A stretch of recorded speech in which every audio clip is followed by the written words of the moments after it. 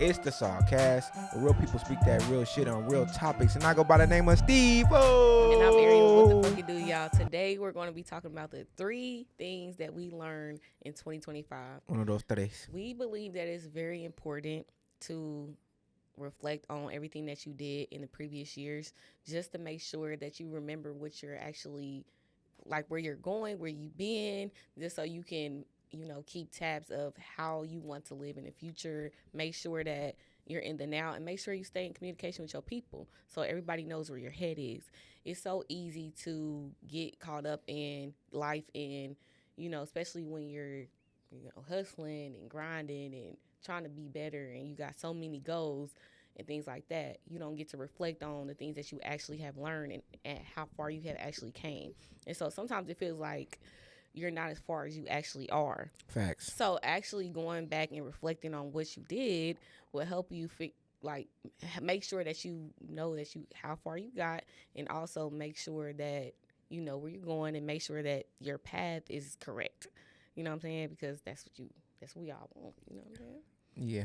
So you want to do? Oh, so is me the first person? Yeah, you go first. Okay, so the first thing I learned in 2025 was how isolation can affect somebody. How?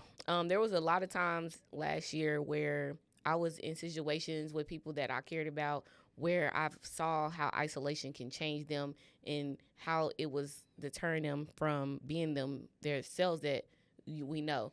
Everybody's going to change. Everybody's going to be different. You're never going to stay the same. But isolating yourself changes who you are, and actually changes your brain chemistry. So when I was looking up isolation and trying to figure out how that actually affects your subconscious, it actually does affect your neurological connections in your brain. Damn. And it can also make you go and seek out things and people and stuff like that, which you would normally not do, because you're activating other parts of your brain and turning off good parts of your brain and turning on bad parts of your brain. Humans are supposed to be people who thrive in community. Mm-hmm. We do not thrive in isolation. And so when you're isolating yourself, you're only thinking about the things that you think are true. When people come to you and they feel like people that love you, and they have things that they want to ask you questions about, or things that that they want to address, you kind of feel sometimes you feel a little bit more defensive than you actually would, because you're not always getting that, because you're only listening and doing things that you like, or you know what I'm saying, and the things that you want to do. And also it's changing your brain. Your chemistry and the way that you think is constantly changing. So it's like, oh, I'm getting older and stuff, and I'm becoming a different person. But you're becoming a different person because you're isolating yourself, and it's not in a great way. And so, like I said, isolation leads to changing your brain. It also makes you different in social settings. So that's also a thing in psychology. Yeah. So when you're in a social setting, you can get more anxiety when you haven't been around a lot of people. When you don't have that interaction, then you're not as used to that interaction. So then it becomes kind of your nerves and your sensory kind of gets a little overloaded sooner than it would if you were used to that. For Is sure. that what you're saying? Yeah. Okay. So if you see like the differences between the Gen Z and the millennials were more of community based. We all was going outside. We were not really connected to our computers and tablets and stuff growing up. We were more community based. We were going to recess and having fun and stuff like that. We reading books more out groups, loud to more each other. More organization, teams, sports, stuff like that. We're seeing with Gen Z, it's more so like a little bit more isolating. They're always on their phones, always on their computers, and they don't have as many physical and emotional connection to other people. It's more anxiety, it's more depression, it's more, all of those type of things, suicide, everything like that in that generation, because it's isolation. Okay. You know what I'm saying? Also, another thing that I learned about isolation was even isolating yourself from the Black community, from your community. So a lot of people go into different careers to be the Black person in that career to help other people. So I've learned like, okay, I want to be a doctor. Let's say you want to be a doctor, and I want to be a Black doctor because I understand that black people or black women, they are disproportionately not listened to and heard from from other doctors, like than anybody else, than any other patient. Like we die the most and everything because doctors don't believe what we feel. Right. So there are black doctors that will go and become a doctor, but when you become a doctor, you're also changing your social class. You're not you're not connected to the social class that you started out with. So you're so in work sometimes you're communicating with people who are in the lower class, but outside of work, majority of the time you're not communicating with that class anymore. So that will, like, if you once you okay, so what I'm trying to say is it causes a disconnect. It causes a disconnect, and it prevents you from really helping the people who you want to help, because now you're starting to judge your patients based off of criteria, the social connections that you now have. Because the people in your community, your environment, the people that going to the PTA meetings and all that with you, those are not the same people that are majority of the black community. So you're disconnected from them. So you start to get the same ideals as the people who are not like you. And then you start to look at black people, look down on them. And then you start to perpetuate the same thing that they did. Now you're starting to treat black women the same way as their other doctors treat black women because of their perceptions. You know what I'm saying? So isolating yourself completely from your community and who you were is something that can definitely prevent you from helping them, and it's not great, it's not good, because it changes the concept in the way that you're thinking. So I'll say this: it's sometimes where we go back to where we're from, Indianapolis, and we get frustrated because of the way that they're thinking. However, we still are connected to that, and we still when we have different experiences with different other black people, we understand them because our foundation was that, and we're still around that. We're not out of that. You know what I'm saying? So it's easier to have empathy for those people because we still around them. Black people they get to a higher social standing, and then alienate themselves from their family because they're but thinking. I can understand though. I can understand it, but it's also push you to make decisions and make you think like those people, and then you're still perpetuating the same thing. So now you becoming a black doctor to help black people is not help. You're not helping. So you're still doing the same thing that other people was doing. So you saying if you keep isolation and don't sustain a balance, then you become imbalanced. But do you agree that isolation can help with reflection? Periods of isolation. I'm not saying that isolation as in just being isolated from your people. I'm just saying periods of isolation. Do you think that do you agree? Because I think so, but do you agree that it Why do you think so? I'll let you go then. With isolation? Mm-hmm. So I think that isolation can help you reflect in a time of reflection, because sometimes you have a lot going on, right? And you have a lot on your mind. And then you can also just think about everything that you done said, other people done said to you. That's times where you journal, right? That's times where you read. That's time where you research, right? When it's just you in your office. If you don't have an office, then it's you in your living room or your room or whatever area that you designate for your thinking space. You can be there and you can reflect on life. You can reflect on your goals. That's when you can write your goals down if you don't have any. That's when you can create your budgets if you don't have any.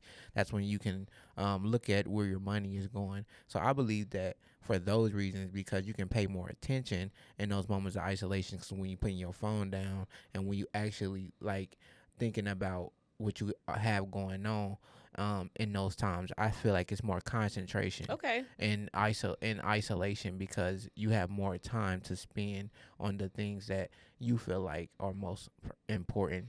Okay, so I feel like in that sense, I think when you say it like that, I think what I'm saying is long periods of isolation. Maybe that's what I'm saying. Yeah. Because I feel like what you're saying is like short periods of isolation. Like once we leave here, me and you have separate places that we live, and we live alone, so we're going to be isolated, you know what I'm saying? But it's a short period of time. It's not like we're always Right. it's not a long it's extended period of time. Yeah. You know what I'm saying? So I think that's true, because I think even with an example like with a rapper, you know what I'm saying, sometimes we hear them say stuff like y'all broke and y'all don't, like, people broke and they don't really, y'all not trying to get no money and y'all not working hard. It's like, when you was broke, you was working hard. Like, people are still working hard, even if they don't have as much money as somebody else. They could be working harder than you, but just because you've been disconnected from the black community that long, and disconnected from the trenches that long, you think that they're not working hard. So that's what I was saying. So I feel like that's one thing I learned, how isolation can change a person, and how important community is, and how important it is to check up on the people that you love. That means really calling them. That means actually showing up and sitting with them. That means listening to them. And yeah, I feel like that's definitely one thing I learned. What about you, Steven? Mine were in no particular order, but the one that I'll speak on first is nobody cares like you think they do. Okay. Right? Because we're all in our own worlds, right? Everybody is doing what's most important to them. Everybody is paying attention to what they feel is relevant. And a lot of times you think that, oh, since we're family or since we're friends, they should care about what I have going on, or they should care like I care, or just because I'm a good person, then that person should know that I'm a good person and they should treat me this justifiable way. No, it's not like that, right? Like I said, since everybody's in their own world, everybody's thinking the way that they think. So you may think that way, but that may not be the way a person perceives you, right? And if they don't perceive you that way, then they're not finna treat you that way, right? Or they might have this long laundry list of things that they're thinking about, and you are on the bottom of it, and you might not even be on it until you are in their circumference. You feel what I'm saying? So a lot of people all are in their own world, and a lot of people are doing their own thing. But then I do believe that like these books, since I've been reading a lot more, now I'm kind of reading helps me gain understanding, and it helps me kind of sit back when I'm isolated and reading and think more about, like, the reason, the whys behind things, right? Because those books like 48 Laws of Power and The Art of War, right? See, books like that, it's like somebody's just thinking about that book. I'm thinking and looking at that book for knowledge and understanding. Like, okay, these are the things that are out here. Some people are looking at those books and creating their strategies off of those, right? They just look at everybody as a pawn in the game, and whatever strategy and game that they're trying to play, they're trying to manipulate that system on you based off of what they read and what they're doing. Everybody doesn't have a good heart, right? You think people are doing good. You think people are supposed to be good, but no, some people are just playing a game, and it's not personal because they're the person. Yes, you should be the person that matters the most, but to them, they're the only person that matters. And when a person is the only person that matters, they're going to show you signs, right? And it's up to you to see those signs, because, like I said, they might be reading that book and you might be like, oh, that's a decent book to read. Okay, somebody probably doing that. And you might think it's going on at work. Hell no. This motherfucker's in your face that's reading them motherfucking books, that's working their strategy on you based off of what they read, right? Or what they seen or what they heard, right? So, yeah, that's was the first one. Because a lot of people in their own world, a lot of people you think should care, they don't really care, and a lot of people do have their own little strategies and games that they playing. You just can't be a pawn in somebody else's game. Well, excuse me.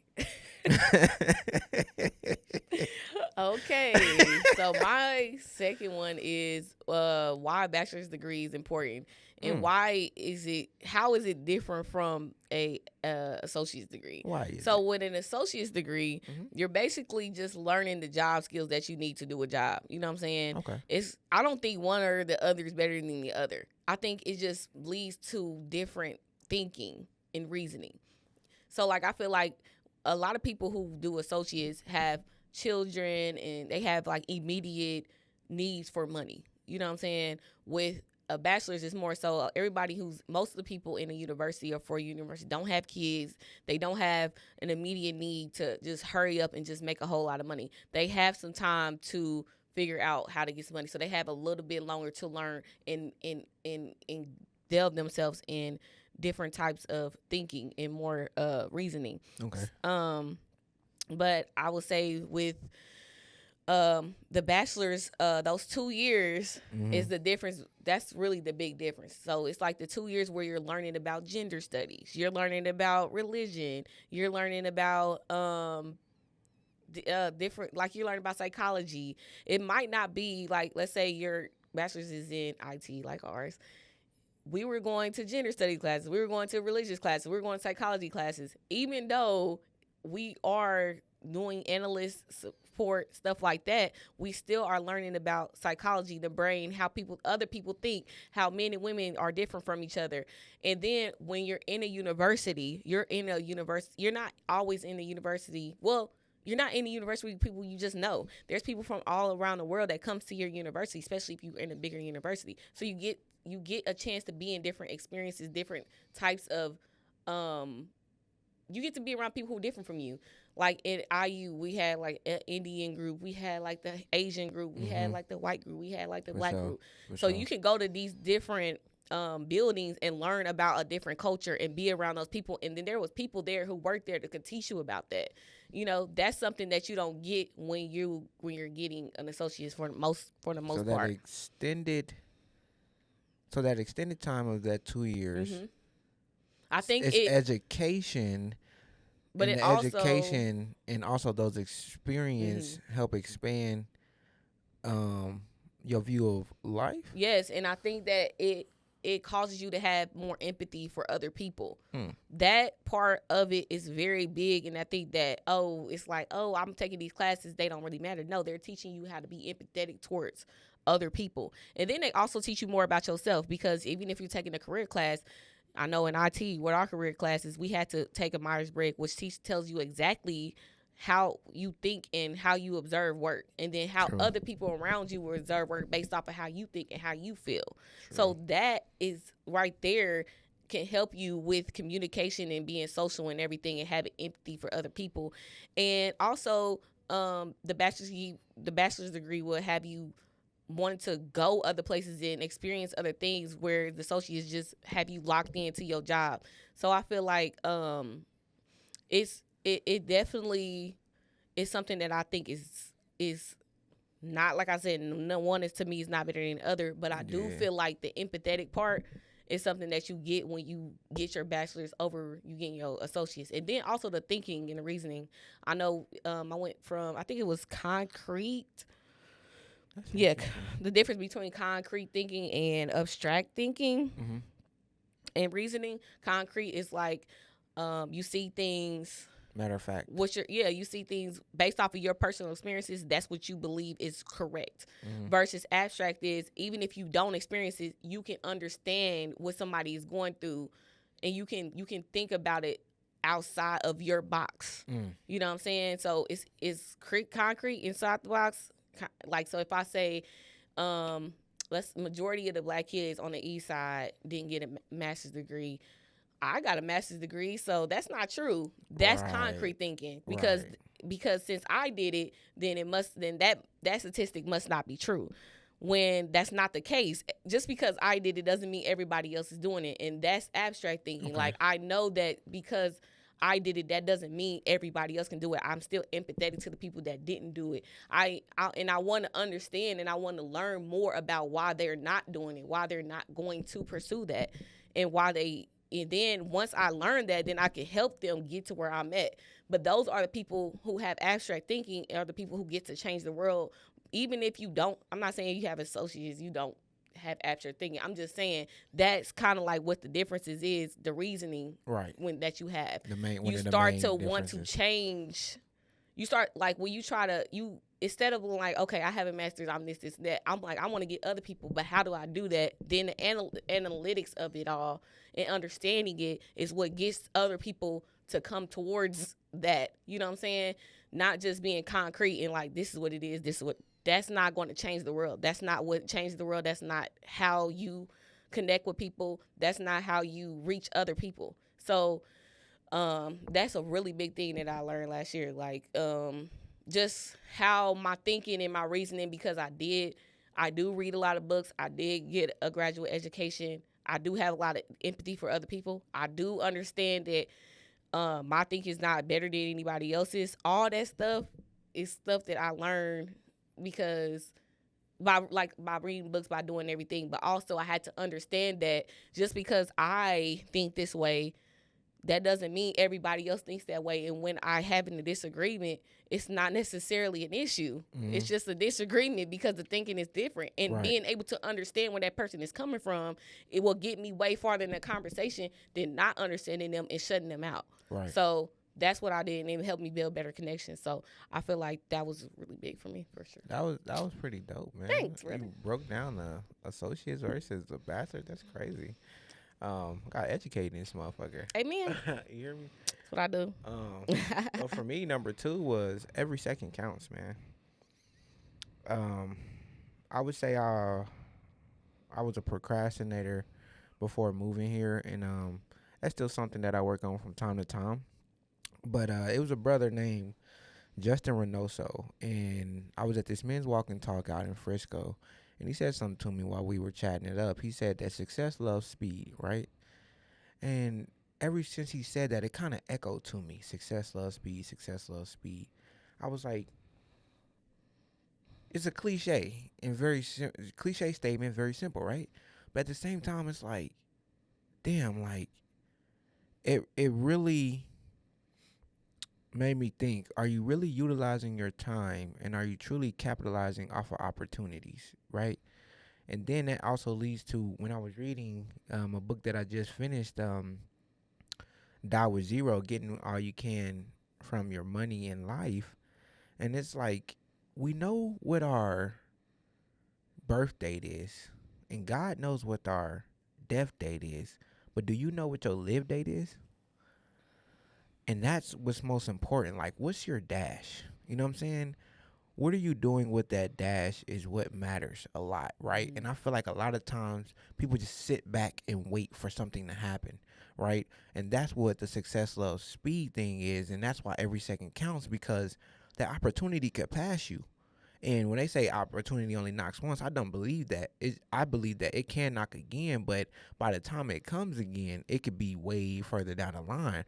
So you can get that opportunity, and when that window of opportunity is there, you have to capitalize off of it, right? And then also, what are you doing with your dash, right? In between your life and your death, you want to have experiences, right? Mm-hmm. And then what the book was saying is there's certain time, it's 3 things that affect the Die with Zero book was saying there's 3 things that affect your quality of experiences. It's your time, your money, and your health, right? So usually, typically, between 35 and 45 are when we have the most health and when we typically have some money. So at those periods and times, what experiences can you experience that won't be as enjoyable later on in life, right? And then people ask me now, I done like 7 5Ks now. People be like, why are you running 5Ks? Or all you want to do a 10K? Are you doing it for something? Yes, bitch. I'm fucking doing it because I motherfucking don't want to be fat no more. Motherfucker, I'm doing it because I don't want to be on a fucking couch like a couch potato. I'm doing it because when I'm 50, I don't want to look back and be like, damn, I could have ran when I was 30. Man, I could have. Joints all, bro, all fucked up, messed up, and you hurting, and you can't move, and you can't. Yeah, mother can't even do nothing. Now you like, well, maybe I could walk one, or maybe I could. But if you was active up till then, you might could still run one. You know what I'm saying? So I just feel like sometimes we miss out on life because we forget that every moment matters. You know what I'm saying? And then it's even with certain things like with friends and family, like sometimes even just supporting them, right? Doing something simple as supporting them. It can be financial, or it can just be your time, right? And then going there and having those experiences and not being afraid to take those chances, because tomorrow is gone. And after and I mean, yesterday is gone, and then tomorrow, today will be yesterday. So what are you doing every day? Yeah. You know what I'm saying? Are you waking up and saying, I want to experience something better? You know what I'm saying? Are you sitting in the same place just waiting for, I know one day something gonna happen. I know one day, you know what I'm saying, that go out there and make it happen. You know what I'm saying? Go out there and do something different. I'm not even saying big. Everybody doesn't want to be a millionaire. Everybody doesn't want to travel to 10 countries. But you definitely want to travel to a different state. Right, at least. You definitely want to have 3 to 6 months saved up. So go ahead. It just makes you less depressed, less stressed if you have the money saved up. Y'all always talking about generational wealth and all that, but it's like. But y'all still gambling. Y'all always talking about generational wealth, but can't put the weed down. Hey. If you it starts with small steps. Cause fuck that. Cause this nigga want us to not buy Starbucks. We not gonna save no money not buying Starbucks every day. You will. You gonna say $100? You will, but that matter. But you will, but you will. But I'm saying to you, it's I'm nothing. just saying, like, people can have their vices too, but don't overdo it. My point is, okay. I'm specifically talking to the men. Okay, we all gonna have a vice, et cetera, et cetera. You know what I'm saying? But discipline yourself, brother, because you can't be complaining about money if you wasting money. You smoking a bag a week, but then you ain't got money if your tire get flat. What the fuck is you doing? Yeah, that's crazy. You tripping, my nigga. Insane. Those are the motherfuckers I'm talking to, and that's the majority of people. For sure. And we're not talking about these responsible people. That's the fucking 30% or the 20% that we're talking about. We're talking about that 70% that know damn well they on a sports betting app and they didn't bet $1,000 and ain't won yet. Stop, nigga. if you would have invested that $1,000 over that same time, you would have compound interest. Come on, man. Invested where? I'm just playing out. Facts. No facts. And it's crazy to me. The crazy part about that is, like, I feel like in this year of 2026 we have ChatGPT, so there's no reason why y'all should be asking how can you do this. How you can really put in ChatGPT and be like, step by step in layman's terms, can you tell me how to do this, and you can do it. So there's no reason why y'all should be asking nobody no questions anyways, because we got ChatGPT now. We had Google. That's the same thing. Now we got Google. Yeah, ChatGPT. But then we got podcasts too with people telling y'all stuff. But ChatGPT is built in Google now, so like True. Y'all have no excuse to Definitely not know AI stuff. Is built in Google. And then, like I said, we always tell y'all to know how you learn, because Stephen can sit up here and say go invest, but if him explaining to you how to invest doesn't get registered to you, then you're not going to do it right. Facts. So if you know the type of person that you'll listen to, go seek that person out, because there's all types of people that's telling you how to invest, all the way up from Warren Buffett all the way to a Wall Street Trapper. Who? Wall Street Trapper. Wall Street Trapping. Pick one in the middle. Figure out what the type of person, you know what I'm saying, that you really identify with, and go there. But what we like to do, because we're analysts, we like to listen to all different type of people. Facts, and then take from there. Yeah. But that was what we talked about earlier when when we got abstract thinking, like, oh, just because they have this listed out how it goes, I'm gonna take what I can from that, and then I'm gonna build my own. That's how you really change your life. Facts. But all in all, right. Every second counts, man. Go out and experience life, man. There's something that you want to do that you're not doing right now, so just take a little chance, man. And it'll be beneficial for you. Boy, my words is rambling. Okay. So my last one is what it actually means when you say that I'm working on myself. That means that she came with that fire. You know what I'm saying?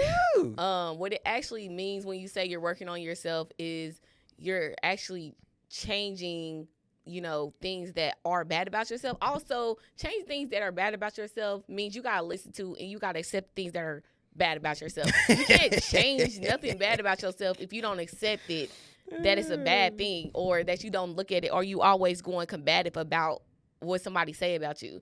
Then you're not ready to change who you are. So really really taking in and understanding how things are, what's bad about you, what things you need to change, and also understanding the things you can't change. Because there was things I was trying to change about myself. I talked to my brother about all the time. I want to change, but I just could not change it. And it's like I don't have to change that. I could just do better with that. Yeah. You know what I'm saying? Because it's a part of what make you you. So, I mean, it is what it is. Yeah, because, like, it's a lot of times that people will call me crazy, you know what I'm saying, when I was younger. And it's like, once I go back to NAP, I understand why y'all was calling me crazy, because all y'all doing the same shit. And I was completely different from everybody else. Repeat. And it's like, how are you completely different from all of us when we all grew up the same way, the same type of people around us? We all did the same exact thing. Yep. All the time. Why do you want to do something different? You must be insane. And it's like, you do have to be a little bit insane to be the first to do things. I think that, and I'm okay with it. What it is you're just passionate about everything. Like, you do everything with a passion. Mm-hmm. You know what I'm saying? And everybody can't understand that, because if they're passive, they can't understand why you're doing everything with a passion. Right. See what I'm saying? Yeah, I will say that's one thing about me. But also, just how you guys just saw, like, me sitting listening to Steven tell me about myself, and me not being like, I'm not that, I'm not that, I'm not that. You know what I'm saying? This is a person who grew up with me since day one and telling me about myself. And then I'm always negating how they view me. That's how a person views you, so you should take into consideration how they feel. But also, it's up to I ain't gonna say it's up to you, but I will say, if you as a person are analyzing a family or friend, mm-hmm. and you know how to articulate yourself, it's easier for them to receive it.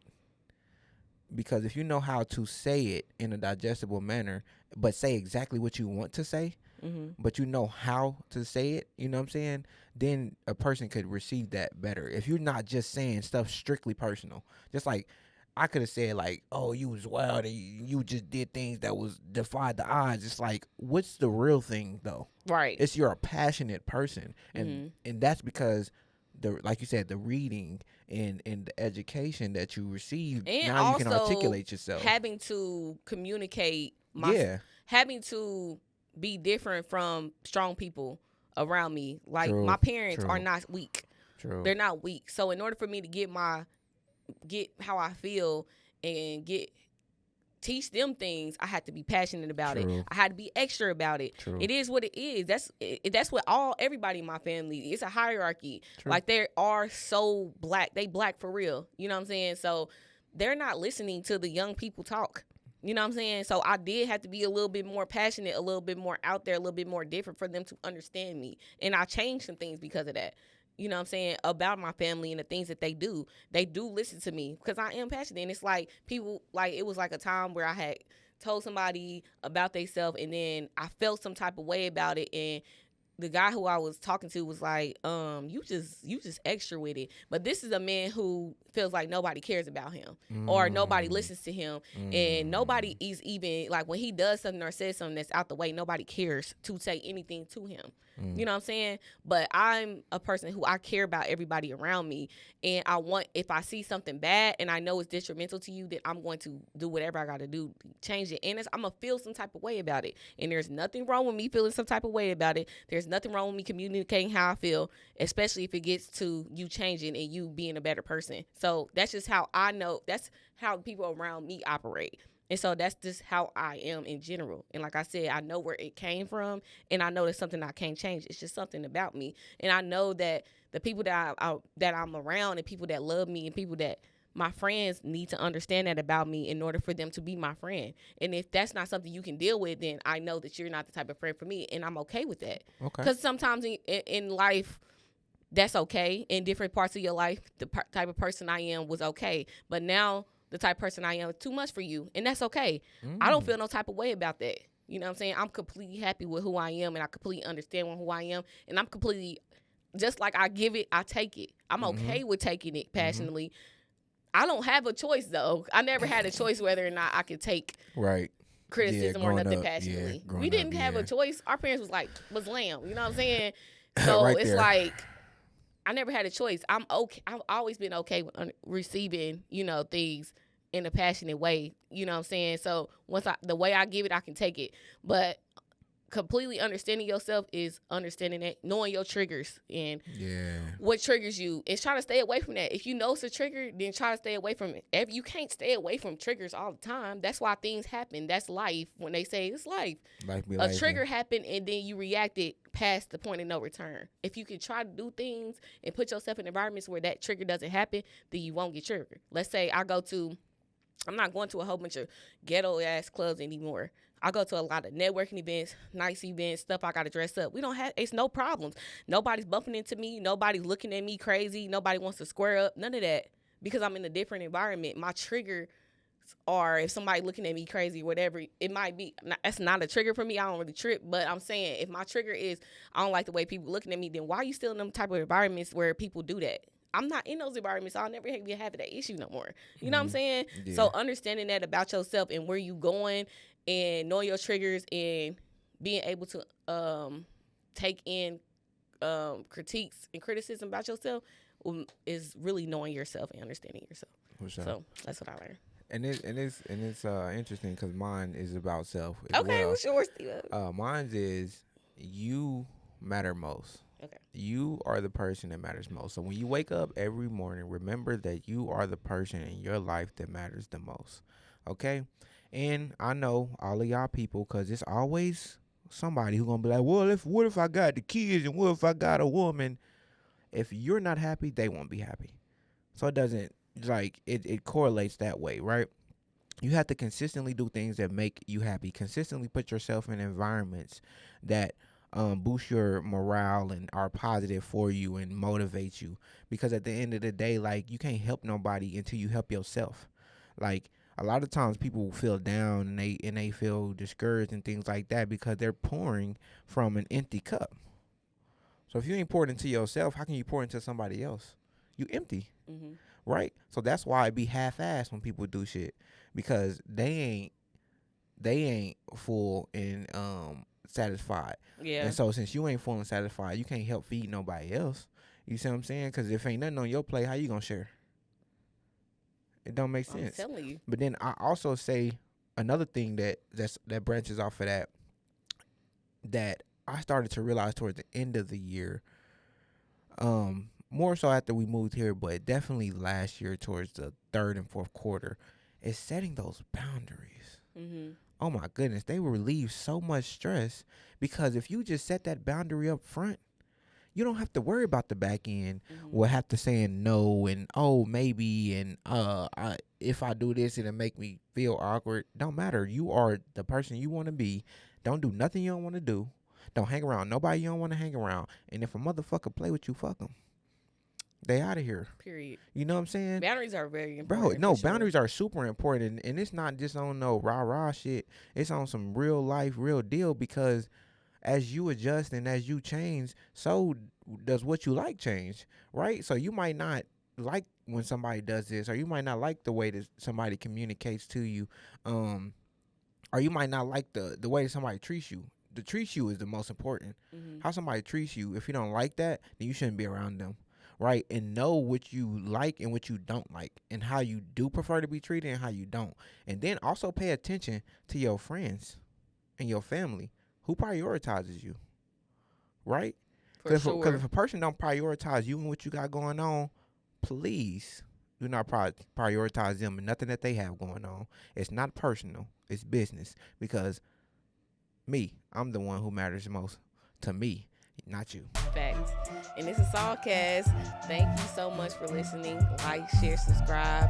And you know what I'm saying? Everybody should be sharing, what you went through last year with all your people. You know what I'm saying? Sure. Everybody should be talking about it and reflecting on it, so that you can get some better understanding from the people that you around.